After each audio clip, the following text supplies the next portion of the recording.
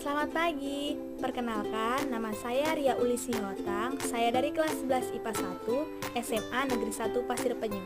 Di video saya kali ini, saya akan membuat tugas biologi saya dengan guru bidang studi saya, yaitu Ibu Haja Riza Elvia SPDMS. Di video ini saya akan menjelaskan tentang sistem reproduksi pada wanita. Nah, sebelum kita mengetahui apa itu sistem reproduksi wanita, kita juga harus mengetahui apa itu sistem reproduksi pada manusia. Sistem reproduksi pada manusia merupakan ciri dari suatu makhluk hidup. Pada manusia, proses reproduksi dilakukan oleh sistem reproduksi yang terdiri atas alat reproduksi dan sel kelamin. Di sistem reproduksi pada wanita ini ada organ reproduksinya. Yang pertama itu ada organ kelamin dalam. Nah, organ kelamin dalam ini merupakan organ-organ yang terletak di dalam rongga pelvis yang mencakup ovarium, tuba fallopi, uterus atau rahim, dan vagina. Lalu selanjutnya itu ada alat-alat reproduksinya.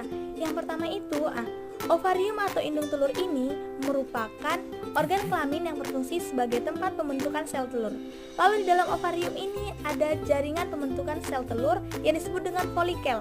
Nah, folikel itu ada 3. Yang pertama ada folikel primordia atau terbentuk sebelum lahir. Lalu yang kedua itu ada folikel yang sedang tumbuh atau mengalami pertumbuhan. Dan yang ketiga itu ada folikel matang. Yang kedua itu ada infundibulum. Infundibulum ini merupakan pelebaran dari saluran telur yang berbentuk corong. Fungsinya itu untuk menangkap sel telur dari ovarium. Yang ketiga ada tuba fallopi atau saluran telur atau biasa disebut juga dengan oviduk. Ini berfungsi untuk menggerakkan sel telur dengan bantuan silia dengan gerakan peristaltik dan tempat terjadinya itu fertilisasi. Saluran sel telur ini berjumlah sepasang. Dan yang keempat itu ada uterus atau rahim. Uterus atau rahim ini merupakan bagian saluran reproduksi yang berfungsi sebagai tempat pertumbuhan dan perkembangan janin. Uterus ini berbentuk seperti avokat, yang bagian bawahnya itu meruncing, yang disebut dengan leher rahim atau serviks. Dan lapisan permukaan atau dinding uterus disebut dengan endometrium. Sebelum itu tadi saya ada menjelaskan tentang organ kelamin dalam pada wanita. Di sini saya juga akan menjelaskan organ kelamin luar pada wanita. Organ kelamin luar pada wanita itu adalah vulva. Vulva merupakan struktur berupa celah yang dibatasi sepasang bibir. Vulva ini terdiri atas yang pertama ada labium mayor. Labium mayor itu sepasang bibir besar, dan yang kedua itu ada labium minor. Labium minor itu sepasang bibir kecil, dan yang ketiga ada klitoris. Di depan vulva ada tonjolan kecil. Selanjutnya itu ada oogenesis. Oogenesis ini merupakan proses pembentukan ovum atau masih dalam oosit sekunder di dalam ovarium.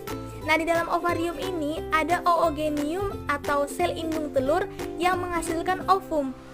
Oogenium ini bersifat diploid dengan 46 kromosom atau 23 pasang kromosom. Lalu oogenium ini akan memperbanyak diri dengan mitosis atau membentuk oosit primer.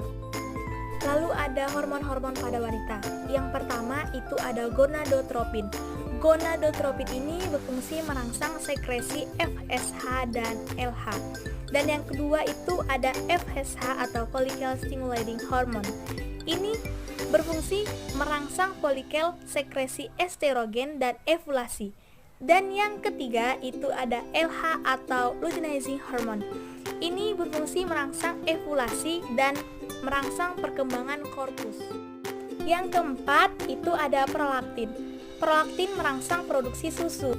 Lalu yang kelima itu ada estrogen.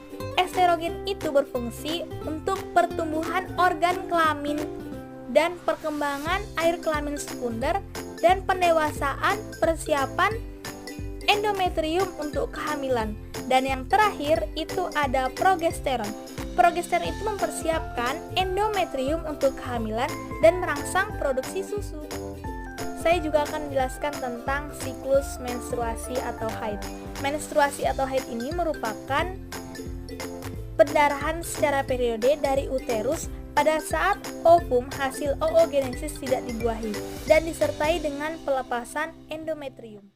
Siklus menstruasi meliputi 4 fase.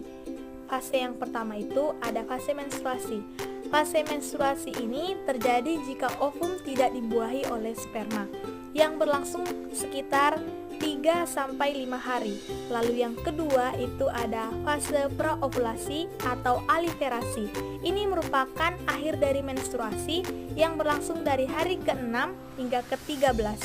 Lalu yang ketiga itu ada fase ovulasi. Fase ovulasi ini berlangsung mendekati hari ke-14 yang mengalami perubahan produksi hormon. Yang keempat itu ada fase pasca ovulasi. Fase pasca ovulasi ini berlangsung dari hari ke-15 hingga ke-28. Follicle the graft yang ditinggalkan oleh oosit sekunder dipengaruhi oleh LH dan FSH yang akan berkerut berubah menjadi corpus luteum. Nah, corpus luteum ini akan tetap memproduksi hormon estrogen dan progesteron. Ada penyakit-penyakit pada sistem reproduksi wanita. Yang pertama itu ada sindrom ovarium polikistik. Sindrom ovarium polikistik ini merupakan salah satu penyakit pada sistem reproduksi wanita yang cukup sering menyebabkan masalah kesuburan. Lalu yang kedua itu ada infeksi menular seksual atau IMS. Penyakit pada sistem reproduksi wanita yang mungkin muncul. Yang ketiga ada kanker pada sistem reproduksi wanita. Yang keempat ada endometriosis. Endometriosis ini merupakan salah satu penyakit pada sistem reproduksi wanita yang cukup sering kita dengar. Lalu yang kelima ada radang panggul. Radang panggul ini disebabkan oleh penyakit infeksi yang menimbulkan peradangan pada organ reproduksi wanita. Lalu yang terakhir itu ada rahim turun atau prolaps uteri, di mana posisi rahim turun hingga ke vagina.